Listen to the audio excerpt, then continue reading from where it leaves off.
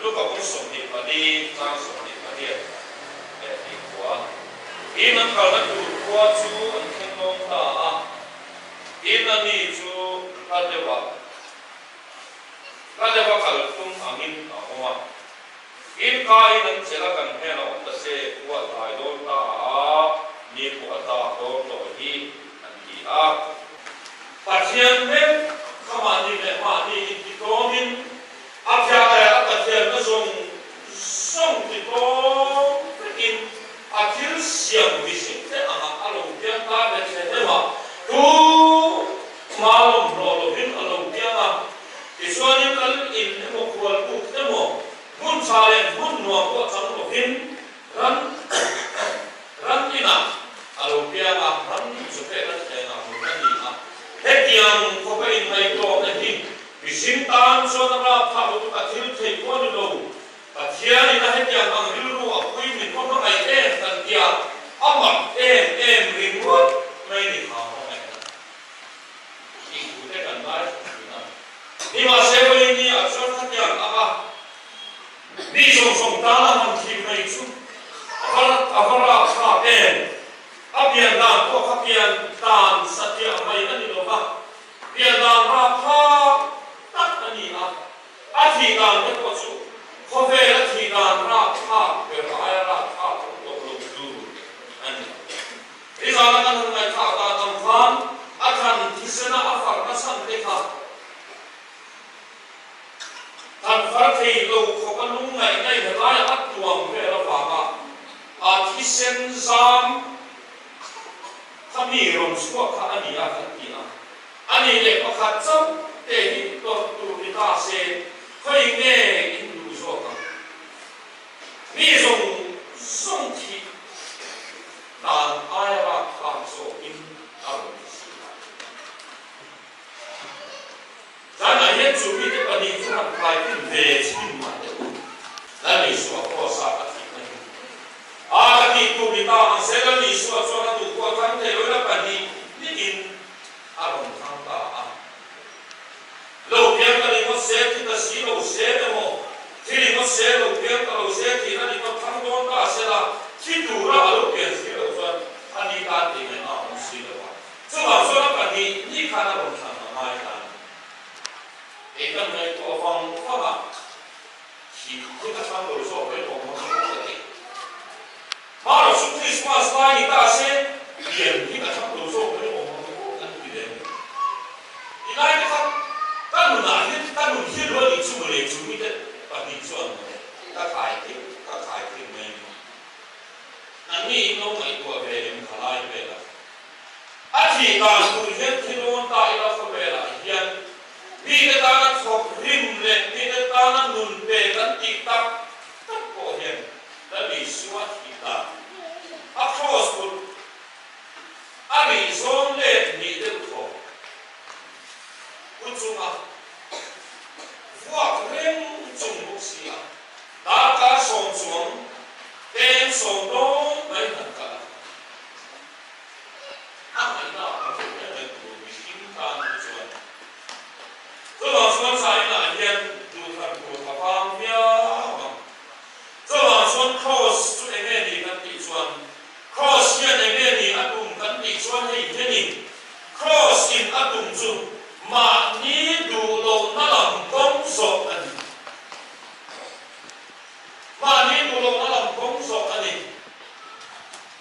mà ní đủ lâu nó làm công sổ sát thế anh lâu em hòa kinh nghe mà ní đủ lâu nó làm công sổ anh đó là cái chuyện mi cái đầm na anh chú cross là lý số cross cũng khá rõ sát thế anh lâu em nghe đi ác cái cắn kỹ chuan đi cái cầm nó từ lên cross không thay đổi đâu sẽ cross cắn kỹ đón ta đi mất sẽ làm không thay đổi đón đi mất sẽ làm em nghe đi mong chặt tắc anh này đón kỹ chuan đâu sẽ rồi đi về rồi em nghe thì nghe cắn kỹ chuan mình đọc cái anh nằm na ta không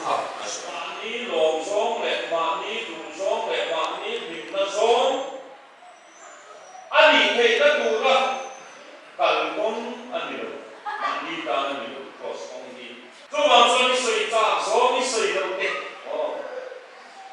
ra em hi soi về đi đó chút vì cái con mình kia mà mua lại cái thứ gì phải lâu đi ăn sẽ ta hiện vậy xuống đó nó xong cả ít soi đâu khan ít ra xong ít đi đâu khan ít đi ra xong này ít đi đủ xong ít đi đâu khan mi tên đầm na đâu chân ni mà sẽ làm má đầm đó là cái điều đầm na ta này soi chuẩn mi tên chân chú chú cross ông anh đâu lấy lý số cũng số chú anh đâu lấy lý số có vẻ là đâu cả chân đấy có vẻ là anh ăn chân anh đâu anh cái mà ni nụn làm em lo biết mi đắng nụn làm khác mi đắng thì nó tụ lên mi đắng làm nó tụ là khác anh mà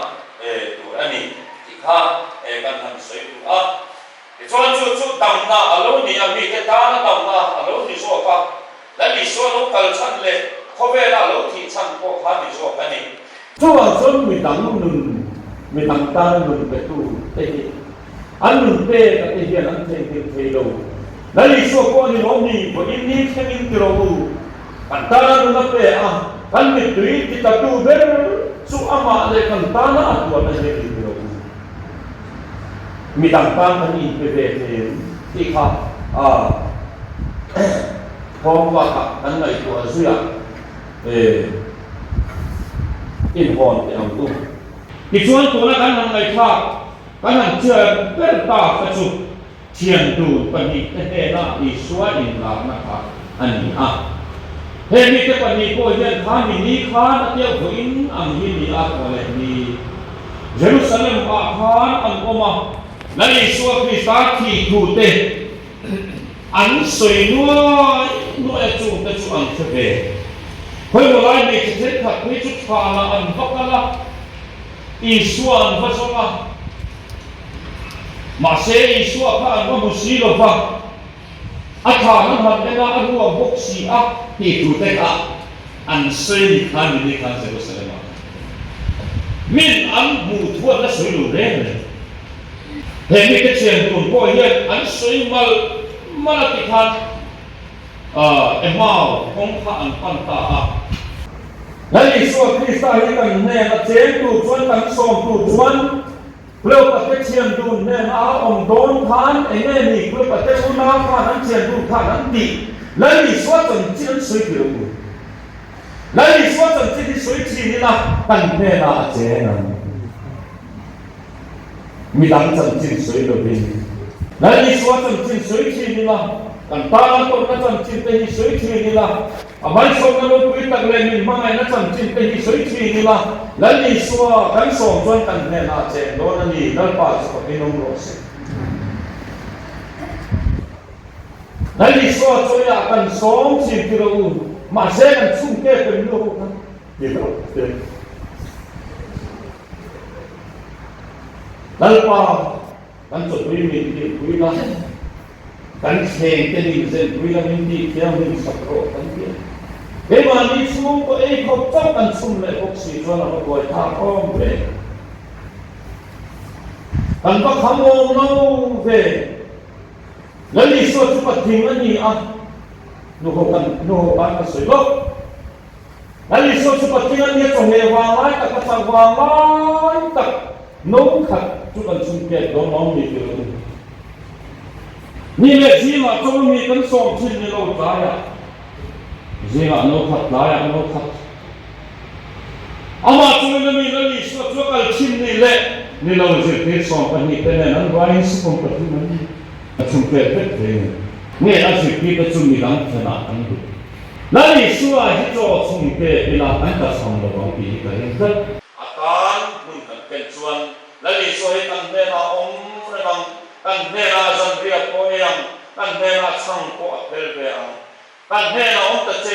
ว่าตายโดนตายเองและนี่ชัวกันเวลาเจนเทนตูริงอิงวัดเสียงอูและปันทั้งสาการมันมีสองสักโซ่ก็ขันนับวันนับบ้านจะมีสองปรุณะกุมักกระสุนินเทโลจุดกัลบริจันจินันนี่เองที่เนี่ยตะเกียนขมัลจุดตะการแล้วที่ท่าหันนุ่มทางนั้นเนี่ย